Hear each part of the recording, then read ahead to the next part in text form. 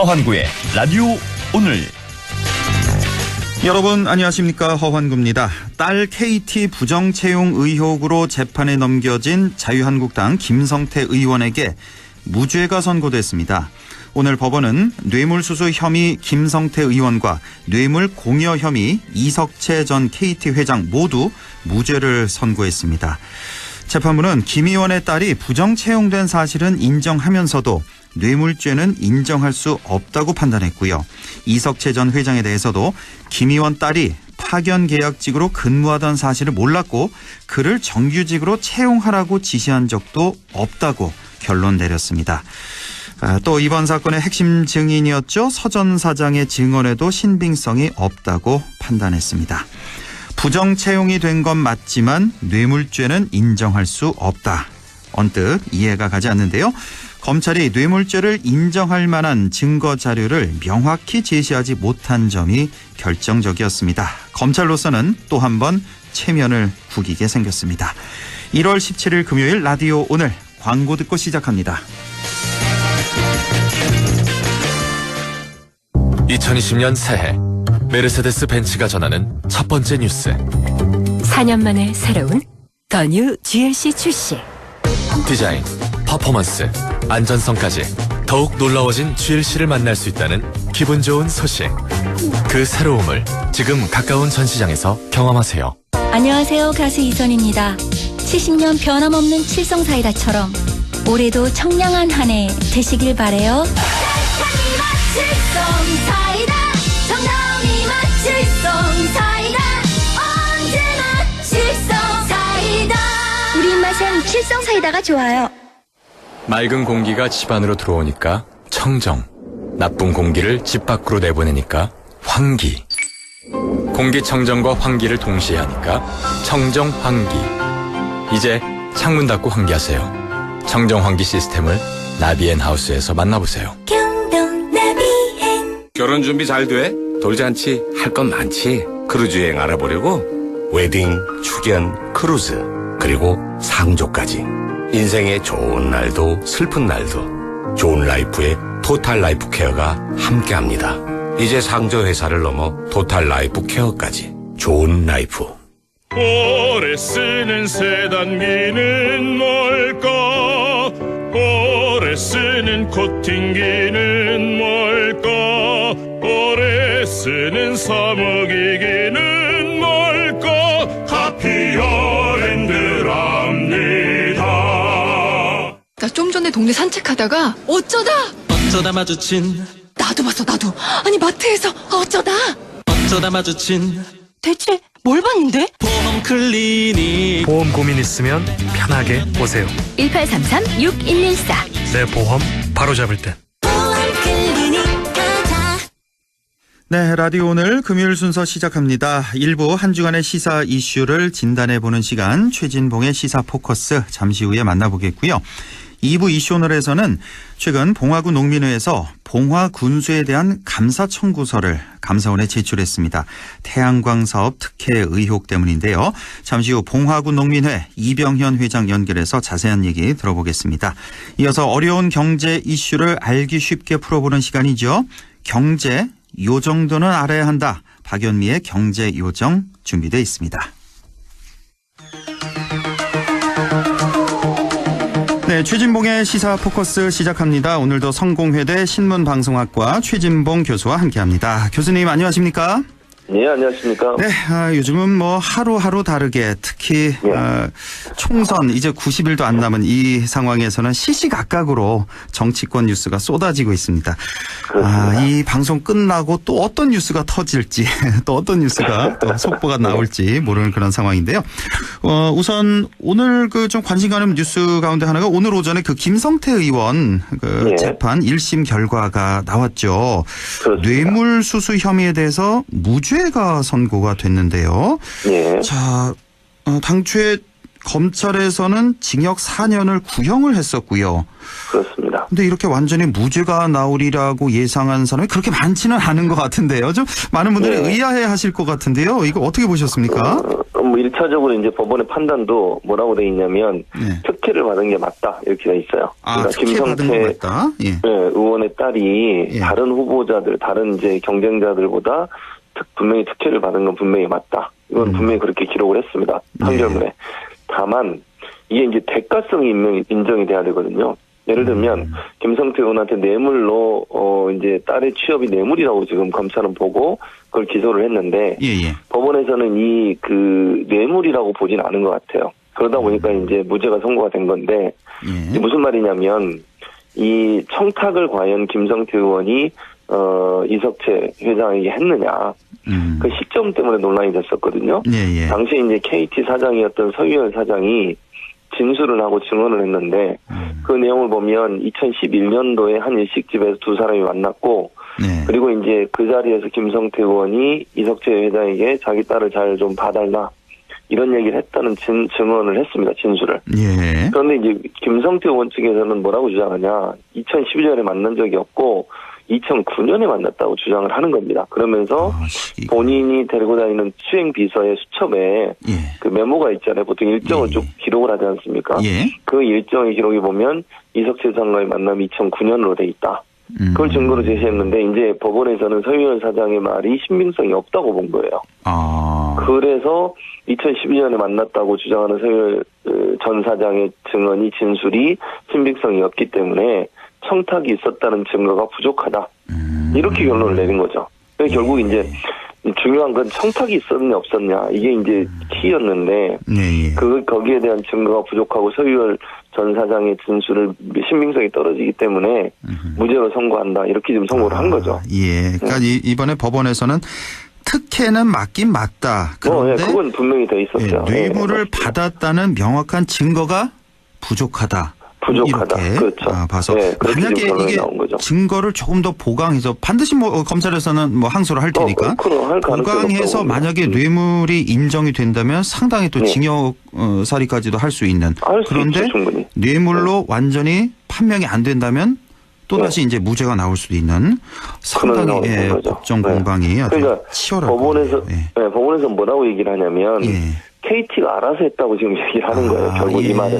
그러니까 이제 뭐 의원의 딸이니 KT가 자체적으로 한 것이지 김성태 의원이 이걸 요구해서 그 대가로 이석채 회장이 국회 출석하는 걸 무마해줬다. 이런 대가성 인정이 돼야 뇌물이 되는 건데 그 대가성 인정이 안 된다고 지금 보고 있는 거죠. 알겠습니다. 검찰과 법원의 시각이 이렇게 좀 많이 달랐는데 또 하나가 있습니다. 얼마 전에 이제 국회 패스트트랙 충돌 사건과 관련해서 검찰이 자유한국당 의원 10명하고요. 민주당 의원 1명 이렇게 모두 11명 의원에 대해서는 이거 재판이 필요 없다. 좀 미미하다 혐의가. 그래서 이거 뭐 많이 나와요. 벌금형 정도밖에 안 될 거다. 그래서 이제 약식 기소를 했는데 여야 의원 11명에 대해서 검찰에서는 이렇게 약식 기소를 했는데 법원에서 이 약식 기소한 이 의원 전원을 아니다. 이거 약식 기소하면 안 된다. 정식 재판에 넘겨야 된다. 혐의가 가볍지 않다. 이렇게 본 거예요. 그렇습니다. 자, 이거 상당히 좀 이런 경우가 흔치가 않다고 하던데. 그렇습니다. 이거는 어떤 의미로 받아들여야 될까요? 일단 이제 재판부가 볼 때는 약식 기소라고 하는 건 이제 벌금형이나 이런 과태료 정도만 물리게 돼 있는 건데 사안이 그보다 훨씬 중대하다고 보는 거죠. 사실 이제 패스트트랙으로 그러니까 이게 국회 선진화법이죠. 국회 선진화법의 회의 방해 혐의로 처음 재판이 열리는 거예요. 그 법이 생긴 뒤에. 그러다 보니까 이게 사안이 가볍지 않다고 재판부는 판단한 것 같고 이번에 이제 판결이 결국 앞으로 국회 선진화법 관련해서나 회의 방해와 관련해서 기준이 될 수 있지 않겠어요? 판례가 되니까. 그러다 보니 이거는 다툼의 여지도 충분히 있기 때문에 조금 신중하게 재판을 열어봐야 된다. 이렇게 지금 주장을 하고 있는 것이고요. 그 신호는 지금 말씀하신 것처럼 벌금이나 과태료보다는 조금 더 나올 가능성은 충분히 있어요. 그리고 지금 뭐 법원의 그 약식 기소를 요청하면서 검찰이 구형량을 보면 약식 기소에서 2명 정도만 이제 그 당선 무효형에 가까운 형으로 구형을 했거든요. 나머지 분들은 당선 무효형도 아니고. 근데 정식 재판을 하면 형량이 늘어날 가능성은 충분히 있죠. 이렇게 되면 이 당사자인 11명. 민주당에서 1명, 그 박주민 의원이죠, 민주당은. 박주민 의원 같은 경우는 그렇게 뭐 신경이 안 쓰이는데 자유한국당 10명 의원 같은 경우는 그 국회 선진화법 위반이 벌금 500만 원 이상이면 피선거권이 5년간 박탈이 되고요. 이거 상당히 중하다 보니까 중하죠. 굉장히 좀 불안할 것 같은 그런 생각이 좀 듭니다. 자, 지금 주제를 또 좀 바꿔야 되겠네요. 할 얘기가 너무 많아서 자유한국당에서 어제 그 공천관리위원장으로 김형호 전 국회의장을 임명을 했습니다. 자, 김형호 전 국회의장 뭐 기억하시는 분들 많이 계실 텐데 어떤 분이신지 그리고 취임 일성이 구닥다리들 다 쓸어내야 한다 이렇게 또 표현을 했고요. 그리고 오늘 또 발표한 게 한국형 완전 국민 경선제를 하겠다. 그동안에 물고기만 바꿔왔다. 물고기뿐만 아니라 물갈이도 물 전체를 바꿔버리겠다. 굉장히 강한 어조로 지금 발표를 하는데 좀 소개를 좀 해주시죠. 일단 김용호 국회의장은 동아일보 기자 출신이세요. 원래 기자 하시다가 노태우 정부 때 정무비서관을 했고요. 청와대에서. 그리고 박근혜 이명박 정부 때 이명박 정부 그 대통령 인수위원회 부위원장을 하셨어요. 그래서 원래는 친이계로 원래 분류가 되세요. 친이계. 네. 그리고 5선 의원이거든요. 그리고 마지막에 이제 국회 전반기 국회의장을 하셨고요. 근데 물론 친이계로 분류가 되지만 재판장이 그렇게 짙지 않은 분으로 알려지고 있어요. 그래서 이제 양쪽 다 뭐 불만이 별로 없고 뭐 그 평판이나 인품도 그렇게 뭐 과격하거나 이런 분이 아니시거든요. 그래서 대체적으로 뭐 평판은 좋아요. 김용호 전 국회의장 같은 경우에 기본적으로. 근데 이제 그런 얘기 하시는 것은 저는 그렇게 생각해요. 자유한국당이 쇄신하지 않으면 절대로 이번 총선에 이길 수 없다는 절박감이 저는 묻어난다고 보는 거거든요. 지금 자유한국당의 지지율이나 뭐 지금 여러 가지 그 전세로 보면 총선 전략으로 보면 상당히 이제 좀 밀리는 그런 상황이라고 볼 수밖에 없는 거잖아요. 그다음에 국민에게 감동을 주는 여러 가지 정책들의 개발도 좀 부족하고 이러다 보니 옛날 사람으로는 도저히 안 된다고 하는 것, 즉 국민들이 볼 때 정말 완전히 바뀌었다고 할 만큼의 쇄신이나 변화 이런 부분들이 없다고 하면 총선에서 질 수밖에 없다라고 하는 절박감의 표현이 결국은 구닥다리 뭐 다 처리해야 된다. 이런 물을 다 바꿔야 된다. 이런 과격한 표현으로까지 나오신 게 아닌가 그렇게 볼 수 있을 것 같습니다. 이런 표현 뒤에는 이게 다 황 대표의 의중이 실려 있다고 봐야 되겠죠. 생각이 같다고 봐야 되겠죠. 아무래도. 뭐 일정 부분 실려 있다고 봐야 되겠죠. 왜냐면 이제 노년 물론 뭐 그게 100% 그러냐는 좀 지켜봐야 되겠지만, 왜냐면 김용호 의장 입장에서 본인이 공천관리위원장을 맡았으니, 뭔가 좀, 국민들 앞에 변화된 모습을 보이지 않을 책임도 있지 않겠어요? 그렇죠. 그런 상황에서 온다고 하면, 김용호 의장이 황 대표의 말을 100% 수용할 거냐 말 거냐는 저는 그렇게까지 할 거라고 보지 않아요. 그러나, 일정 부분 의견 교환이 있을 가능성이 있다고 보여지죠. 그리고 황 대표 입장에서는 이제 본인을 도와주고 지지했던 의원들이 있기 때문에, 적극적으로 나서서 이렇게 좀 쇄신을 강하게 압박하기 어려운 상황이 있어요. 그런 이제 김용호 의장이 나와서 하는 것이 모양새도 그렇고 본인은 그냥 뒤에 있으면서 원하는 방향으로 쇄신이 이루어지게 만드는 그런 전략적인 선택을 했을 가능성이 있다고 보여집니다. 아무래도 그 첫 번째 타겟이 되는 게 바로 우리 지역입니다. 이 대구 경북 지역에 또 중진 의원들도 많이 있고 해서 굉장히 좀 긴장되는 그런 그분들 입장에서는 그런 임명이 될 것 같고 하나 좀 더 여쭤보고 싶은 게 그 홍준표 전 대표 요즘에 계속 또 얘기가 되고 있습니다. 그쪽 경남의 밀양 창녕 그쪽이죠. 근데 그렇습니다. 이쪽에 무조건 나가겠다. 난 그동안 평생 25년 정치 인생 나는 희생만 당을 위해서 싸워왔다. 이쪽에 나가겠다는 거고 당에서는 또 특히 황 대표 같은 경우는 뭐 직접적으로 표현을 아직은 안 한 것 같은데 수도권 험지로 나가야 된다. 그렇습니다. 이런 예상이 상당히 좀 시끌시끌할 것 같아요. 이 총선이 다가오면서. 그렇죠. 그래서 이제 그 김용호 이제 공천위원장 관리위원장도 그런 의도가 포함되어 있다고 봐요. 그런 분들이 좀 희생해야 된다는 거 아니겠습니까? 아니 보세요. 당 대표도 했죠. 경남도지사 했죠. 그리고 대선 후보까지 했습니다. 지방선거도 참패를 했죠. 그 책임으로부터 자유로울 수 없는 분이 홍준표 지금 전 대표신데 너무 자기 이익만 챙기는 거 아니냐는 비판을 피하기 어려워요. 사실은 지금의 그런 행동을 하게 되면. 그러니까 당으로부터 많은 혜택도 누리고 당의 중진으로서 오랫동안 정치 생활을 하셨으니 정말 앞장서서 좀 험지에 가서 싸우는 모습도 보여주는 것이 저는 후배 정치인이나 새로운 인물들한테도 본이 되는 모습이고 당을 위해 헌신했다는 부분도 명분이 되는 것이고 그럴 텐데 그런 요구를 완전히 그냥 이런지 아예 무시하시고 그렇게 행동을 하시는 것은 제가 볼 때 당으로부터 좋은 결과를 얻기 어렵다. 뭐 모르겠어요. 공천이 어떻게 될지는. 그러나 그런 부분도 사실은 공천 과정에서 검토되지 않겠습니까? 지금 이렇게 김용호 전 의장이 세게 얘기하시는 걸 보면 그런 부분까지도 고려해서 공천에 포함시킬 수 있는데 문제는 이제 공천을 못 받더라도 또 무소속으로 나가시겠죠. 제가 볼 때는 그럴 가능성이 높은데 근데 그게 바로 이제 자유한국당에게는 부정적인 영향을 미치는 요소로 작용할 수밖에 없다는 것이죠. 그러니까 국민들 시선으로 보기엔 이게 좀 보기 좋지는 않은 것 같아요. 얼마 전까지 전 대표를 지내고 당을 책임졌던 분이 공천도 받지 못하고 또 무소속으로 뛰쳐나간다. 그럼요. 그럼 정말 이제 비난의 대상이 될 수밖에 없죠. 뭐 홍 전 대표도 그렇고 지금 황교안 대표도 그렇고 어쨌든 당을 위해서 험지 출마하는 게 보수 지지자들 시선에서 좀 낫지 않을까 그런 생각도 좀 들고요. 한 가지 더 좀 체크해 볼게. 문재인 대통령 신년 기자회견에서도 부동산만큼은 확실히 잡겠다라는 의지를 또 한 번 다시 밝혔습니다. 그런데 이번 총선에서 자유한국당이 문재인 정부의 이 부동산 정책을 비판하고 오히려 그 반대되는 주택 공약을 발표하기까지 했어요. 뭐 예를 들어서 뭐 대출도 뭐 지금 꽉 조이고 있는데 이걸 다 완화시키겠다. 보유세도 완화하겠다. 분양가 상한제도 이거 뭐 폐지하겠다 등등 해서 완전히 정반대의 이런 주택 정책을 발표를 했는데 사실 우리 최진봉 교수님하고는 경제 얘기는 할 새가 없었습니다. 그동안 정치 얘기가 너무 워낙 많아서. 그리고 또 우리 저희 라디오 오늘 코너가 경제 전문가 4분이 출연을 하시고 부동산 전문가도 한 분이 또 출연을 하셔서 일부러 얘기를 안 했는데 이건 또 총선과도 또 직결이 되니까 자, 이 부동산 정책에 있어서 이 양당이 완전히 입장이 다릅니다. 이번 총선에서 이게 부동산 정책이 아주 핵심 이슈가 될 것 같아요. 핵심 이슈가 될 수밖에 없죠. 그런데 이제 저는 자유한국당이 이번에 발표한 물론 이제 문재인 정부를 비판하게 됐다고는 볼 수 있을 것 같은데 저는 이건 정말 실패한 정책 중에 하나라고 봅니다. 그래요? 무슨 말이냐면 이런 똑같은 정책을 박근혜 정부 초기에 했었어요. 최경환 초일오믹스라고 기억나실 겁니다. 빚내서 집 사라 이 한마디. 빚내서 집 사라는 거였어요. 그리고 나서 부채가 얼마나 늘었습니까? 엄청나게 늘었고 부동산 가격이 엄청나게 올랐습니다.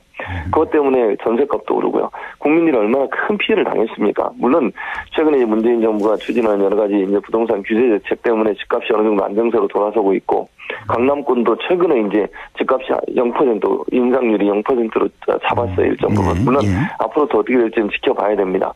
그런데 이렇게 규제를 만약에 풀게 되면요.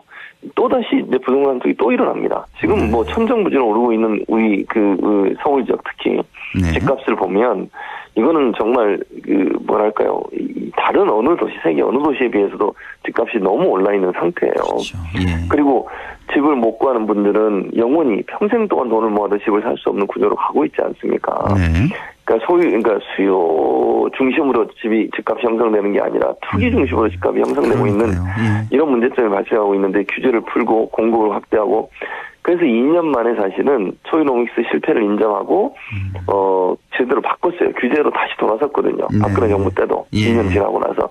그런데 그걸 다시 하겠다고 하는 것은 저는 아무리 이게 정치적인 이유 때문에 한다 하더라도 국가 국민 전체에 대한 이익 또는 국민 전체의 혜택 이런 부분들을 고려한다고 하면 어떻게 이런 정책을 얘기하실 수 있는지 좀 실망스럽고 그러니까 정치적 관점에서 올 게 아니라 국민의 삶의 질 국민의 어떤 삶의 어떤 행복권 이런 부분들을 함께 고려해서 정책을 만들었으면 하는 아쉬움이 있습니다. 그러니까 이 야당의 입장에서 특히나 이제 제1야당이다 보니까 이제 현 정권을 좀 비판하고 심판하는 그런 입장에 서야 되는 건 당연합니다. 반드시 그렇게 해야 되는데 아무리 좀 이념이 좀 다르다고 하더라도 사실 이런 정책 규제 풀고 빚내서 집 사라는 이런 정책 같은 경우는 솔직히 이거 혜택 본 사람은 극소수지 않겠습니까? 그럼요. 국민 다자들의 혜택이에요. 이 서민들 중산층들 다들 피해를 많이 보고 있는데 그럼요.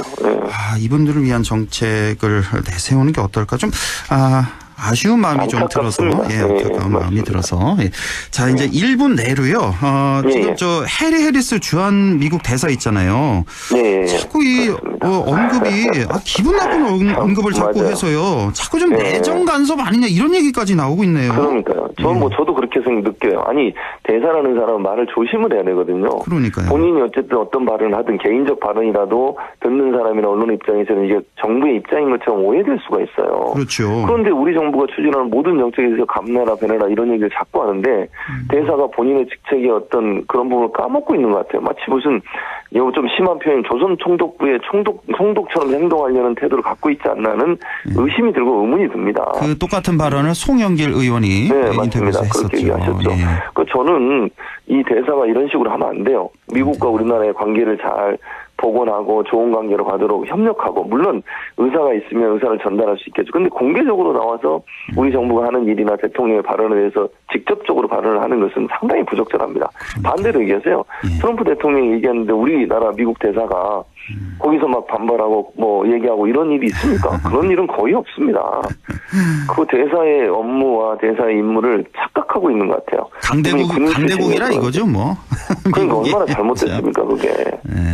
우방이라는 생각을 안 하고 자기들의 무슨 속국인 것처럼 생각하는 가치관이 있다고 하면 없기를 바라지만 정말 잘못된 태도다 이렇게 보여집니다. 그러니까 우리나라 대통령이 신년 기자회견에서 이제 언급을 한 내용을 바로 그 다음 날에 그 반박하는 듯한 직접적으로 반박한 건 아닙니다. 그렇게 남북 개별 관광 추진을 하더라도 또 미국과 함께 좀 협의해달라 워킹그룹 통해서 협의해야 하지 않겠냐 이렇게 표현을 하긴 했지만 그 내용을 보면 정반대 그 언급이니까. 그렇죠. 저는 그래서 이거를 개별적으로 본인이 우리 정부에게 입장을 전달할 수 있다고 봐요, 충분히. 그런데 이거 공개적으로 자꾸 언론에 얘기를 하거나 공개적으로 발언하는 것은 신중을 기해야 된다는 거죠, 제 말은. 그렇습니다. 알겠습니다. 오늘 말씀 여기까지 듣겠습니다. 성공회대 최진봉 교수와 함께했습니다. 고맙습니다. 네, 감사합니다. 네, 라디오 오늘 잠시 후 2부에서 뵙겠습니다.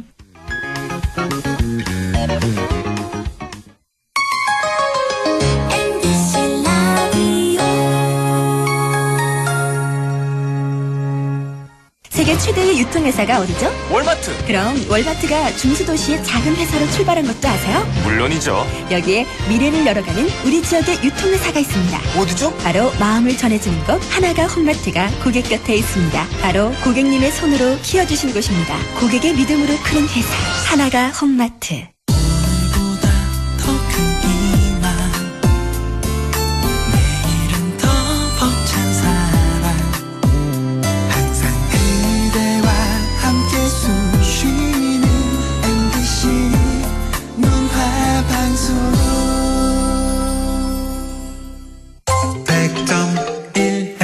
라디오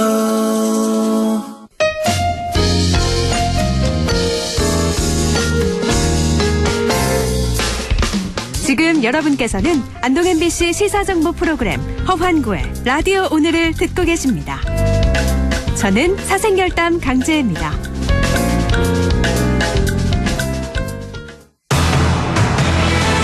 네, 6시 28분 18초 지나고 있습니다. 이슈 오늘 시작하죠.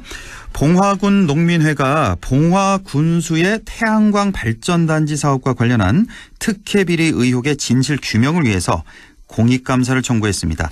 봉화군 농민회 이병현 회장 연결해서 자세한 내용 들어보겠습니다. 이병현 회장님 안녕하십니까? 네, 안녕하세요. 최근에 감사원에 감사 청구서를 제출하셨는데 감사 청구하게 된 건 봉화군 엄태양 군수와 그 가족의 태양광 사업 특혜 논란에 대한 의혹 때문인데 어떤 의혹을 받고 있는지 다시 한번 좀 정리해 주시죠. 지난 1월 9일 날 국민 505명의 서명을 받아서 청구서를 제출했는데요. 크게는 4가지 정도라고 보입니다. 하나는 엄태양 군수의 지방자치법 96조 위반 사항인데요. 지방자치단체장은 재임 중 해당 지방자치단체와 영리를 목적으로 거래를 하거나 영리사업에 종사할 수 없다는 겸직금지 조항에 대한 위반 사항이고요. 두 번째로는 엄군수 일가 태양광 사업단지에 재복구를 위해서 군비를 투입한 불법성 여부입니다. 그리고 그런 이제 공사를 하는 과정에 입찰 규정을 피하기 위해서 쪼개기로 특정 업체에 수의 계약을 주었다는 특혜를 주었다는 의혹이 있고요. 예.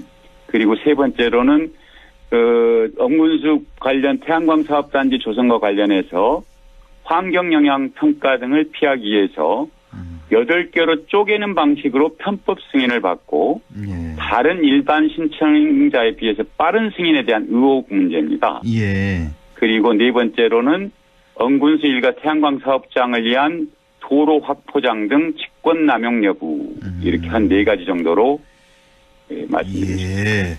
자, 크게 봐서 이제 4가지 사안에 대해서 감사를 청구를 하신 건데.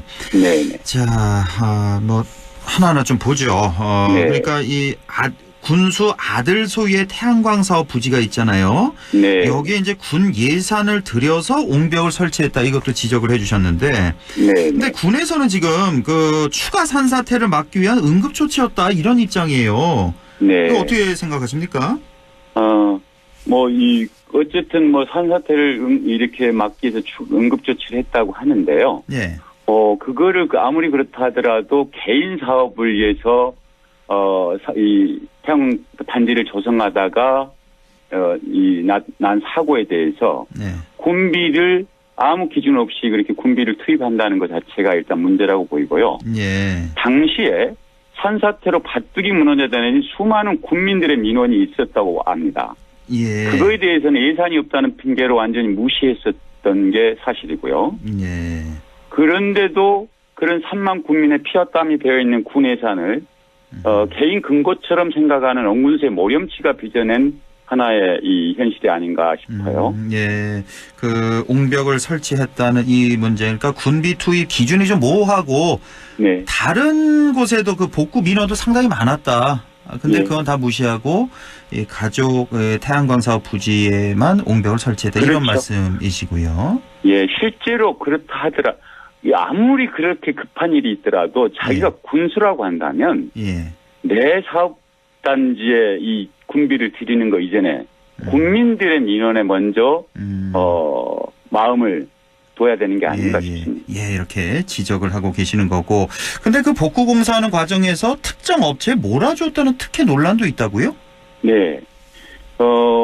이제 보통 이제 이 공사를 하다 보면 2천만 원 이상이면 입찰을 해야 되는데 입찰을 하게 되면 그거는 누가 입찰에 이제 될지 모르니까 특정 업체에 밀어주기 위해서는 수의 계약을 해야 되고 수의 계약을 하면 2천만 원 이하여야 되니까 4개로 쪼개는 이런 이제 절차들을 밟은 것 같아요. 이게 총 공사비가 얼마가 들었는데요?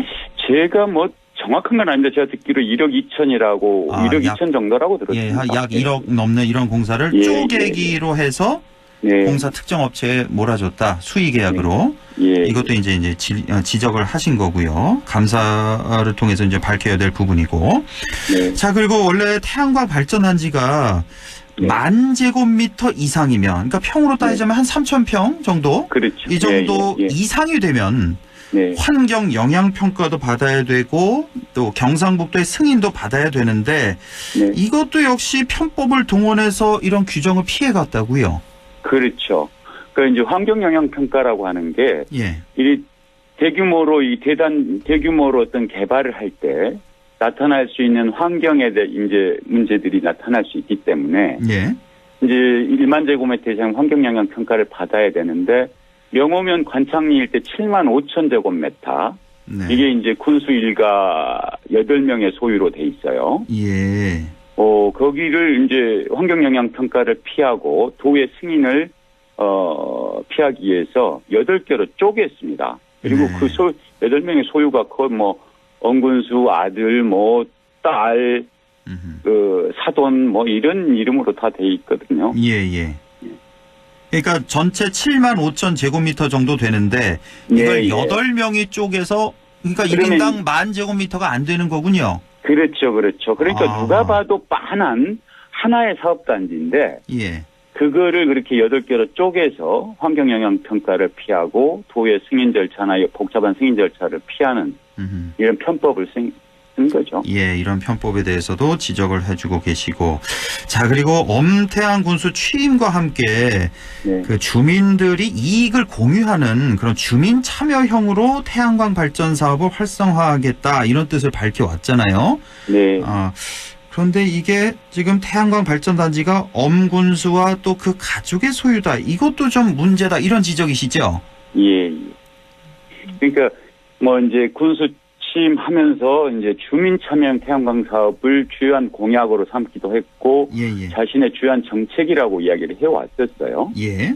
근데 주민들이 봤을 때는 지금까지 주민을 참여시킬 수 있는 주민을 위한 정책은 어느 것 하나 찾아볼 수가 없다고 보입니다. 네. 그리고 오로지 자신 그 엄군수 개인뿐만 아니라 엄군수 일가의 돈벌이를 위한 사업으로밖에 안 보입니다. 그래서 뭐 나처럼 하면 돈 벌 수 있으니까 나 따라 해봐라 이런 꼴인데 그게 권력과 돈을 이용해서 편법으로 태양광 사업을 통해서 개인 사익을 취하는 사업들을 해나가면서 예.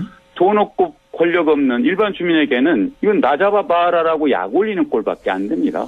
아하, 예. 예, 이런 거는 정말 군수라면 해서는 안 될 행태죠. 예, 이렇게 해석을 하고 계시고, 아까도 말씀해 주셨지만, 그 공무원의 겸직 금지의 의무를 위반했다는, 또 의혹도 제기를 하셨습니다. 그러니까, 군수가 지난 11월 초까지죠. 2019년 초까지 모 태양광 업체 대표이사로 등재가 돼 있다. 이것도 네. 공무원법 위반 에 해당된다 이렇게 문제 제기를 하셨고, 자 그렇다면 이렇게 많은 의혹이 제기되고 있는데 엄태양 군수에게서는 지금 어떤 공식적인 입장이 나온 게 있습니까?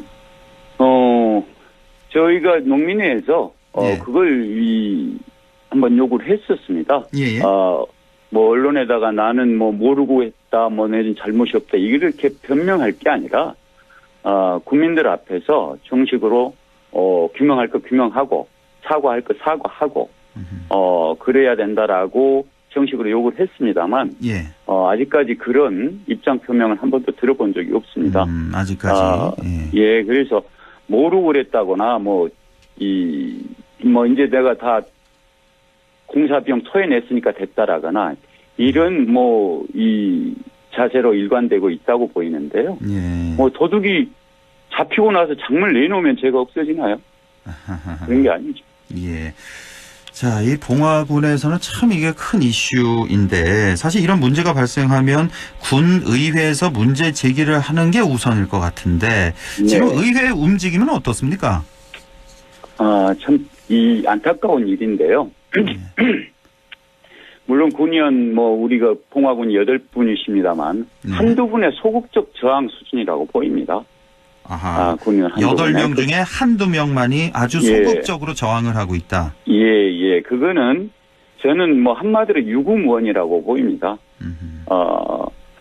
이분 있어도 말을 못하는 건데 그거는 우리 지방자치 이렇게 국민들이라면 누구나 다 알 뻔히 알고 있습니다만 지자체장과 군의원들의 밀착 공생관계라는 불편한 진실을 보여주고 있는 게 아닌가 싶습니다. 밀착 공생관계. 이거는 어쨌든 앞으로는 이런 밀착 공생의 고리를 끊어낼 법적 제도적 장치가 좀 필요한 게 아닌가. 그런 제도적 장치들은 좀 마련할 필요가 있겠다 싶습니다. 알겠습니다. 자, 마지막으로요. 이 봉화군 농민회에서 그렇다면 앞으로 어떻게 이 문제를 대처해 나갈 계획이신지 좀 설명해 주시죠.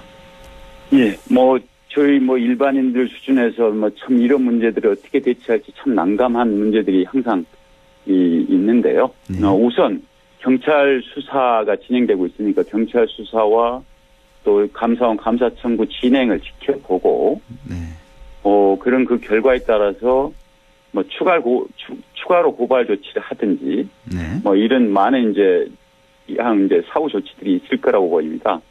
그래서 이번 서명에 참여해 주신 505분을 비롯해서 국민의 뜻이 어디를 향하고 있는지 잘 살펴서 다음 추가 조치를 하도록 하겠습니다. 예, 지금 경찰 수사가 들어간 상태군요. 예. 경찰 수사와 또 이번에 또 감사원에 감사 청구를 하셨으니까 또 감사를 통해서 좀 명명백백히 의혹이 좀 말끔히 해소가 됐으면 좋겠네요. 오늘 말씀 잘 들었습니다. 고맙습니다. 네, 감사합니다. 네, 지금까지 봉화구 농민회 이병현 회장이었습니다. 안동 MBC 시사 프로그램 허환고의 라디오 오늘에선 청취자 여러분의 참여를 기다리고 있습니다. 우리 지역의 사건 사고 소식이나 다루고 싶은 이슈를 안동 MBC 홈페이지 라디오 오늘 게시판에 올려주시기 바랍니다. 전화는 843-7100, 문자는 샵 0913으로 보내주시면 되고요. 문자는 단문 50원, 장문 100원의 정보 이용료가 있습니다. 참, 유튜브에서도 라디오 오늘 함께 하실 수 있습니다. 안동문화방송 허환구의 라디오 오늘.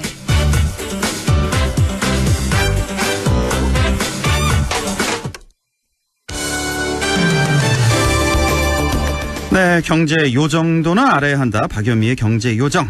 박연미 경제 전문 기자와 함께하겠습니다. 박 기자님 안녕하십니까? 안녕하세요. 예, 지난 화요일이었죠. 대통령 신년 기자회견이 있었는데, 자, 우리 박연미 기자님은 현장에 안 가셨나요? 그때 제가 좀 찾아봤는데 바쁘셨나요? 저는 현장에 없었습니다만 예. 이번 신년 기자회견에서는 대통령께서 한층 좀 여유 있는 모습을 보이지 않았나 이런 생각이 들더라고요. 네. 자, 이 신년 기자회견에서 참 눈길을 끈 게 바로 이 부동산 대책 얘기였는데 그 신년사에 이어서 이번 신년 기자회견을 통해서도 다시 한번 강조를 하셨습니다. 부동산 집값 다시 한번 꿈틀대면 계속해서 그에 맞는 상응하는 규제책을 내놓겠다. 또 뭐 집값 원상 복구해야 한다고까지 이렇게 언급을 하셨는데, 자, 우리 박연미 기자님은 대통령의 발언 어떻게 생각하십니까?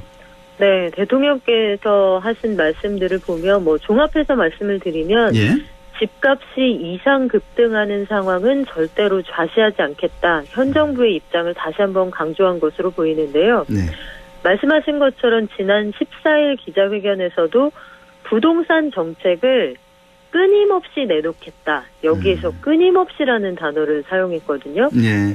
뿐만 아니라 같은 날 국토교통부가 내놓은 보도자료를 보면 12.16 대책 이후에 고가 부동산의 가격 상승폭은 좀 하락하는 듯 하나 아직 충분치 않고 만약에 또다시 투기의 움직임이 보이면 주저없이 추가 대책을 내놓겠다. 네. 여기에서도 주저없이 이런 단어가 등장을 하잖아요. 예.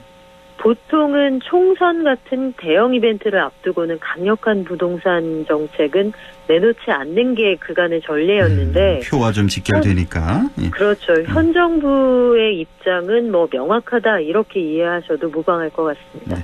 지난 9.13 대책 있잖아요. 그게 2018년이었죠? 18년 9.13 그렇죠. 대책. 네. 그때도 지금 기억에는 한 몇 달 정도는 집값이 잡혔는데 또 2019년 한 4월, 5월, 6월 이렇게 몇 달 지나고 보니까 다시 뛰었단 말이에요. 이번 12.16 대책 있잖아요. 지난 연말에 있었던 이 대책이 좀 효과를 볼까요? 어떻게 보십니까? 이게 일단 현재 상황만 놓고 보면 일단은 초고가 시장에서는 상승폭이 한풀 꺾였다 이렇게 볼 수도 있거든요. 네. 왜냐하면 12.16 대책 전후에 이른바 서울 강남 4구의 아파트 가격이 어떻게 변동되었는지 보면 종전에는 주간 단위로 0.3%를 웃도는 상승폭이었는데 이게 1월 들어서는 한 0%대까지 수렴이 되니까 비싼 아파트들의 가격 오름폭은 좀 주춤하구나 이게 느껴지는데 문제는 이 투기 수요 내지는 투자 수요들이 규제 대상이 아닌 시가 9억 원 이하 아파트로 몰리고 있다는 점이에요. 예. 그리고 또 서울이 아닌 외곽, 수도권인데 용인의 수지랄지 이런 지역으로 가격 상승폭이 나타나거나 내지는 이른바 대기 수요라고 해서 전세를 살다가 더 떨어지면 사야지 하는 분들이 늘어나고 있어서 전세금은 꽤 많이 오른 지역들이 있거든요. 오히려 집을 사기보다는 전세 쪽으로 또 몰리는군요. 그렇죠. 기다렸다 사겠다. 그러니까 조금 기다리면 현 정부의 정책이 좀 누그러지겠지 하는 건 집주인들 입장이고 조금 기다리면 집값이 더 떨어지겠지 하는 건 매수하려는 분들의 움직임이기 때문에 사실 서울을 중심으로 한 수도권 부동산 시장에서는 이 거래 자체가 많이 이루어지지 않고 있는 게 현재의 상황입니다. 그래서 거래가 상반기를 좀 지나봐야 이번 대책이 정말로 소위 약발이 좀 먹혀 들었느냐 이걸 판단할 수 있을 것 같아요. 한 6개월쯤 있다 봐야 된다. 지금 뭐 0%대 정도로 수렴했다고는 하시지만 거래 자체가 없기 때문에 이것도 뭐 정확히 그렇죠. 뭐 믿을 수는 없는 거고, 또 하나 지금 논란이 된 게 강기정 수석. 얼마 전에 또 나경원 의원하고 또 버럭해서 논란이 돼서 또 강기정 그 수석이 그 라디오 인터뷰에서 거래 허가제 발언을 해서 논란이 되고 있습니다. 근데 그 후로 바로 청와대에서 공식적으로 논의된 바 없다고 선을 긋긴 그었는데, 자, 이걸 어떻게 해석하느냐? 이게 강기정 수석이 실수한 거지, 실수로 말한 거냐, 아니면 알면서 의도적으로 이렇게 발언을 한 거냐? 여기에 대한 해석이 분분하더라고요. 제 생각에는 현 청와대가 가지고 있는 생각은 집값 안정화가 필요하다. 뭐 여기에 대해서 방향성은 분명한데 거래 허가제라는 거는 사실 굉장히 강경한 입장인 거잖아요. 사실은 시장 경제에서는 이 상상하기 좀 어려운 개념이기도 해요. 과거에 전례가 없진 않습니다만. 노무현 정권 때 한번 실시를 하려고 했었죠. 근데 그리고 못했죠. 사실은 노태우 정부 때도 실시를 한 적이 있습니다. 아, 그래요? 네, 노태우 정부 시절에 뭐 그 초과이익 환수제랄지 토지거래 허가제를 도입을 한 적이 있었어요. 예컨대 개인이 뭐 구 평수 기준으로 해서 200평 이상의 집을 구매하려고 하면 지자체장의 허락을 받아야 한다. 이런 규정이 있었거든요. 그런데 위헌 판결을 받고 다 사라졌죠. 아, 그랬군요. 네, 박정희 대통령 시절에도 그런 규정이 잠시 있었습니다만 역시 그 역사의 뒤안길로 사라졌는데 이 정도의 발언이 나온 이유를 생각을 해보면 현 정부가 청와대에서 가지고 있는 이 부동산 정책에 대한 고민 이런 것들이 반영됐다고 보는데 아마도 이게 심도 있는 논의가 있었다기보다는 이게 강기정 정무수석의 개인 의견일 거다 이렇게 보는 게 합리적일 것 같습니다. 그렇죠. 예. 그리고 또 좀 요즘에 논란이 되는 게 한국당에서 부동산 대책을 발표했는데 아드님이 많이 찾으시네요. 아이고 죄송합니다. 조금만 기다리라고 하시고. 자, 한국당이 이 부동산 대책 발표했는데 그 내용을 보면은 지금 현 정부의 부동산 대책과 완전히 반대 아니겠습니까? 지금 현 정부가 대출 규제하고 재건축 재개발 규제하고 분양가 상한제 실시하고 3기 신도시 건설하고 이런 여러 가지 부동산 대책을 내놓고 있는데 이것과 정반대 대책을 내놨단 말이에요. 그러니까 한마디로 한국당의, 말씀하시죠. 한국당의 공약을 보면은 글쎄요, 이게 정말로 심도 깊은 논의를 통해서 나온 것이냐 아니면 현 정부가 가고자 하는 부동산 정책에 다 딴죽을 걸고 싶은 의지이냐 이게 좀 헷갈리는 부분이 있는데 대표적으로 3기 신도시를 건설하지 말자.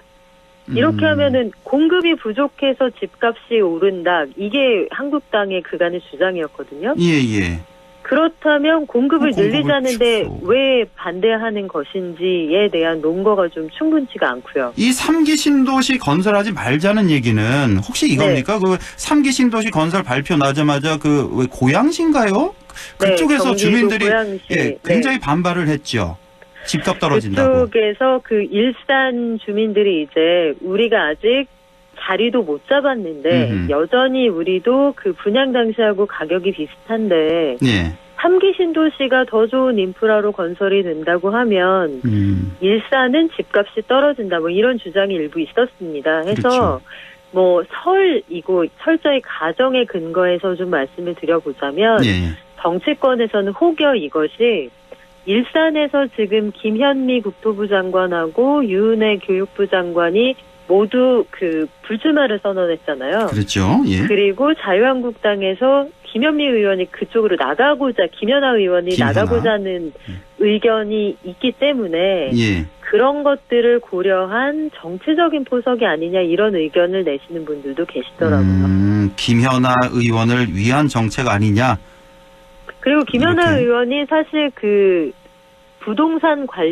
개인적으로 부동산 관련한 커리어를 쌓은 분이기도 하죠. 부동산 전문가죠. 그분이. 자, 이렇게 해석이 되고. 어쨌든 이 전체적인 내용을 보면, 그 빚내서 집사를 그런 얘기 아니겠습니까? 한마디로? 이거 요즘 뭐 레트로가 유행한다고는 하지만 그 최경환 총리 때, 부총리 때 그 빚내서 집사 그 얘기가 자꾸 떠올라서 요즘은 빚 못 냅니다. 그러니까요. 대출 규제가 강력하기 때문에. 네. 알겠습니다. 부동산 이쯤 하고 시간이 많이 지났네요. 그 한국은행이 이번 주에 어제였나요? 오늘인가요? 네. 기준금리 동결을 했죠. 17일. 네, 한국은행이 오늘. 새해 처음 금통위에서 기준금리를 동결을 했는데요. 지난해 7월, 10월에 각각 0.25%포인트씩 인하하면서 사상 최저치까지 내려왔거든요. 석 달째 같은 수준을 유지하고 있는데 경기 인식이 크게 나쁘지 않기 때문일 겁니다. 그래요. 예. 자, 금리 인하가 필요하다는 소수 의견도 있었다는 얘기인데 그거 어떻게 보십니까? 이게 금리라는 게 금리 인하해서 경기를 부양하는 것도 좋지만 이것도 중요한 일이지만 사실 금리를 인하하면 부작용도 있잖아요. 대표적으로 우리가 지금까지 얘기했던 부동산으로 자금이 몰린다든지. 네, 금리 너무 풀린다. 그렇죠. 이런 부작용이 있을 수 있죠. 예, 그래서 이걸 올리기도 하고 내리기도 하고 그런 상태인 것 같습니다.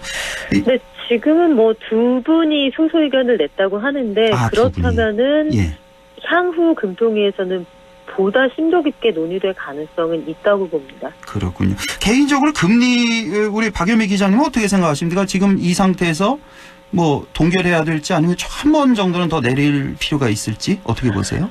일단 미이란 상황을 좀 보고 결정해야 할 것 같은데 문제는 뭐냐면 금리를 내려도 이제 금리를 인하해서 경기가 부양되는 효과가 그렇게 신통치가 않다는 점이에요.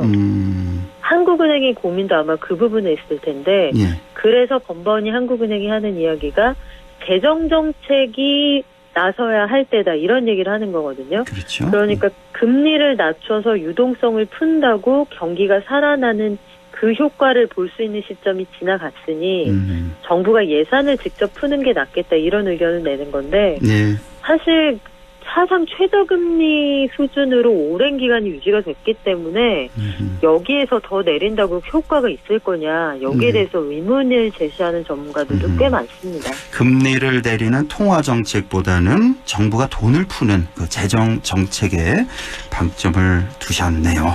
오늘 말씀 여기까지 듣고요. 아드님한테 좀 보내드려야 될 것 같습니다. 애타게 잘 들으니까. 네, 감사합니다. 오늘 말씀 고맙습니다. 고맙습니다. 네, 지금까지 박연미 경제 전문 기자였습니다.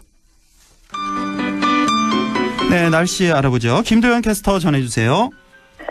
네, 내일 아침에 우리 지역 가운데 안동 의성에 이른 아침에 눈 소식 나와 있고요. 그리고 영양 청송에는 눈비 소식이 다 들어 있습니다. 내일 아침 주의를 좀 해주셔야 되겠고요. 일요일 밤부터는 중국발 스모그가 이웃되면서 다음 주 월요일에는 대기질이 무척 탁해질 것으로 보입니다. 절기 대안이 깨어있는 다음 주에도 아침 기온이 영하 3도 정도 웃돌겠고요. 이번 설 연휴에는 한파 가능성은 나와 있지 않습니다. 추위는 없겠지만 연휴 중반까지 날씨가 깨끗하진 않겠고요. 전반적으로 구름이 많거나 흐린 날씨 예상되고 있습니다. 내일 기온은 안동, 예천, 상주가 아침 영하 4도에 출발해서 한낮에 7도까지 오르겠고요. 그리고 의성이 영하 6도에서 8도, 문경, 영주봉화 영하 3도에서 6도 분포, 영양이 아침 영하 3도에서 5도, 그리고 청송은 영하 5도에서 6도 분포 예상됩니다. 의성 현재 기온은 어제 이 시간보다 2도 높은 0도, 체감온도도 0도, 습도는 58%입니다. 날씨였습니다.